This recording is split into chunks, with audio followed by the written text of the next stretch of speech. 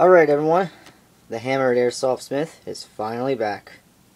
This is an update video on my trusty Colt M1911A1 gas blowback airsoft pistol. I'm going to go over what's new about it and some other things and what I have planned for the future. I know. You guys are probably, oh man, this pistol again. And, you know, take it or leave it, whatever. But anyways, here we go. As you might be able to see,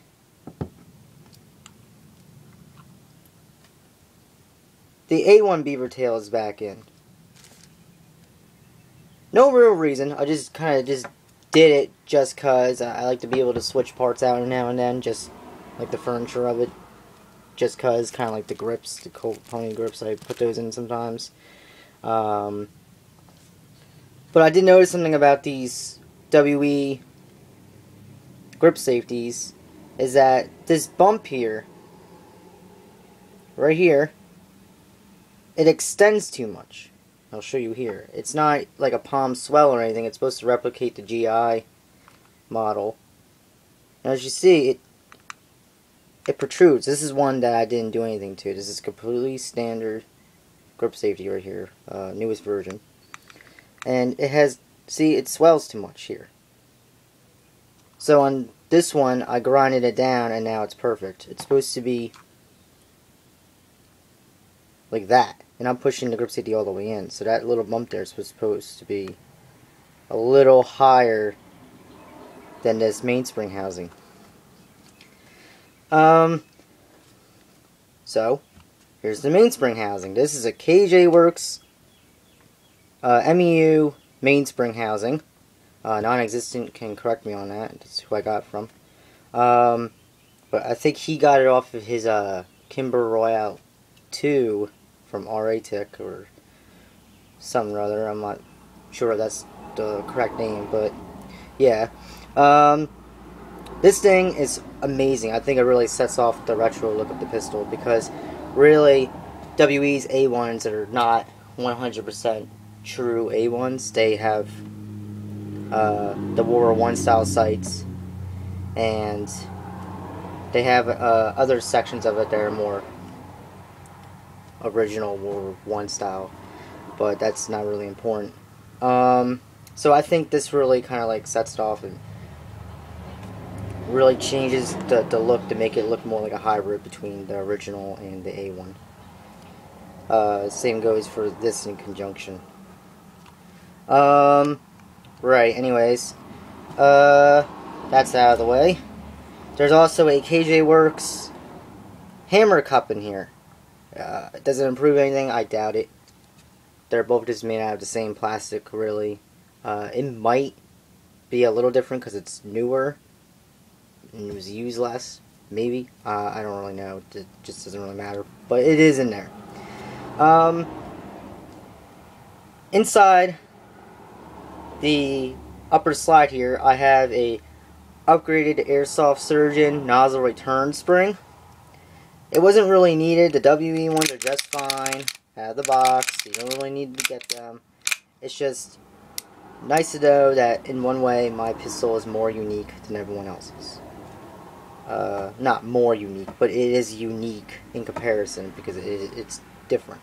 It's special to me, you know. It's my own thing going on. Same goes for, oh man, I love this upgrade right here. Take this out. This Airsoft Surgeon buffer kit. I love it so much. It makes this pistol kick so much more than it used to. Maybe there's time in the video, I'll show you a nice little dry fire. It kicks so nice. It's just so crisp and beautiful. I love it so much. It also helps with the cycling of the slide too, especially if it's metallic like so. This is a full metal pistol, except for the grips, of course, and some minor parts. But it just helps so nice, like so much. My grammar might be a little out because I just love it so much. It's not the greatest thing in the world. You don't need it, but it's just nice for people like me who like the more felt recoil. Although WEs, they do have pretty high felt recoil as it is. They feel like a real steel like 22 or something like that. But now it feels a little higher recoil than a 22. So that's nice. I like that. Clearly, as I've been stating. Anyways, but the thing is, even though I have that in there, the slide doesn't always go fully in the battery. See, it gets kind of stuck there. And to show you, let me reinstall the quarter slide stop here.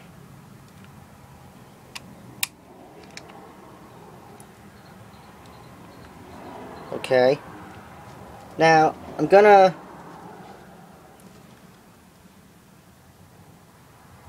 just a little awkward to do right now because I don't like just pushing down on the slide stop. But here we go. I'm gonna let it come forward. Yeah, see? It's not forward all the way, so I can't even flip the thumb safety up. So I have to, like, push the slide forward a slight bit, and now I'm able to do it. It's only off by, like, a mil. Sometimes if I push hard enough, what I don't like to do, because it might be a lot of tension on it, push hard enough, it might flip up, see? But like I just mentioned, I don't like doing that. It should just come all the way forward. So if anyone out there knows what the deal is with that, that'd be nice. I mean, I've been working on these airsoft guns for a long time now, and I still can't figure out for the life of me what that's about. A while back, someone said it might have something to do with the recoil spring. Well, the recoil spring has been renewed. There's a new one in here now. Because the other one was so old, it was 7 years old, and it was starting to wear out the paint right here.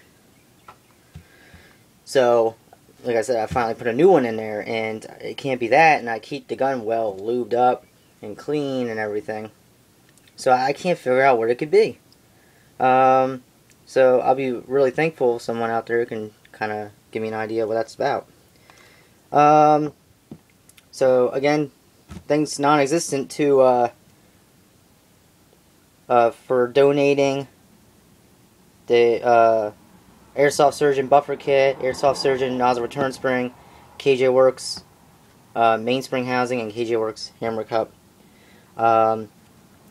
As you can tell, I'm still looking for paint that can withstand my acidy alien hands. I don't know what the deal is. So, I don't know, I think I'm going to use that grill paint. There's like this grill paint out there. It's like a really, really dark, boring black, because it's for a grill. Grills aren't made to look pretty, but I'm thinking maybe if I go over it a few coats with that clear satin lacquer I have, maybe it'll really shine up a little bit and look kind of like how this Krylon paint is right here. This is a good section to look at. Look, this came out really nice. I don't know. I don't know what the deal is. I still want to get engravings, but apparently when you get engravings, it messes with the paint. You guys know me. I really do not want to mess with this paint. Look at this. Now you guys can see some real justice. This looks so freaking nice. Oh man, WE did great on that. I mean, I'm not like a WE fanboy or anything, but there are some good things about them. I tolerate them. They do good for me. So, anyways, yeah. So I want to mess with that paint. So I think I'm gonna get that transfer engrave kind of thing. I forgot exactly what it's called, but I'm gonna find out how to do that. And even if it's black, it's still gonna look cool because in the light you could see it. Because this isn't a matte black slide, as you can see. It's blued, so it would show up nicely. It will look like it's there. I mean, it won't look as authentic as it should, but it'll still look really nice. I want to get all the Colt dates and patents or whatever on here, Pony, and I want to get the other, oh my gosh, man, I can't think today, man. I'm out of it. The other engravings, the other trademarks on this side. And I want to get property of U.S. Army or U.S. government on the frame. Then it would be done. Of course, I want to get the D-Boys. I don't know if they'll fit on WE frames, but I want to get the D-Boys walnut colored double diamond World War I grips. I really want to get those. And then finally, I'll be pretty much done with this freaking pistol. I can just leave it alone and shoot to my heart's content. But that's it. That's all that's pretty much different. And in case you're wondering, the paint on the barrel is held up pretty well. That's actually pretty well, considering it's a barrel and I have bad luck with paint. But we're gonna give her a little test fire. No BBs in here. Propane. It's like 90 degrees in here.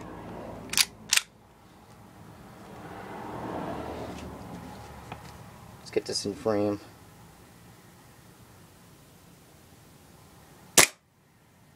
Holy shit, I couldn't even see it. Excuse me. Alright, here's another one.